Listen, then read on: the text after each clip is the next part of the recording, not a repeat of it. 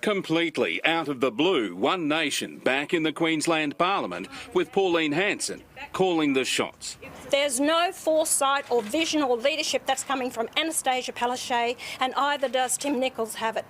None of them have it. Steve Dickson's Black Friday defection was, he said, because the major parties were dragging the chain on medical marijuana. I'm putting my career on the line today. His now former leader says he's never mentioned it before today. Steve Dickson rang me 15 minutes before he stood up at 11 o'clock and about 3 minutes before he sent out his announcement. That's the calibre of the announcement that we got from Steve Dickson. Clearly furious, it does put the focus on Tim Nicholls' leadership, but at least, he says, he came back from holidays to deal with it. This is in stark contrast to the Premier, who would rather let Rome burn. Well, I don't think Rome is burning, I think the LNP is burning. For the first time in 20 years, Labor and the LNP have to work out a way to fight Pauline Hanson without upsetting her supporters. Taking a good selfie doesn't mean you can make a good government. Whether they're blaming Muslims or whether they're blaming Asians or whether they're blaming gays or whether they're saying that the Port Arthur massacre was a lie and a fabrication.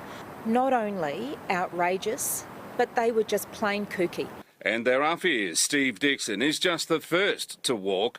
Another LNP MP from the Whitsundays was coincidentally in the same Buderim street.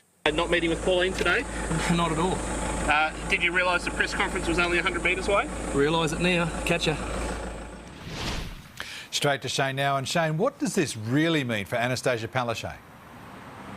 Well, Darren, she doesn't have to wonder anymore what impact One Nation is having on the election, because it already is. Steve Dickson's right, though. He is taking a risk. His seat is one of the safest that the LNP has, and One Nation had already said it wasn't going to stand against him. So maybe he knows something the rest of us don't.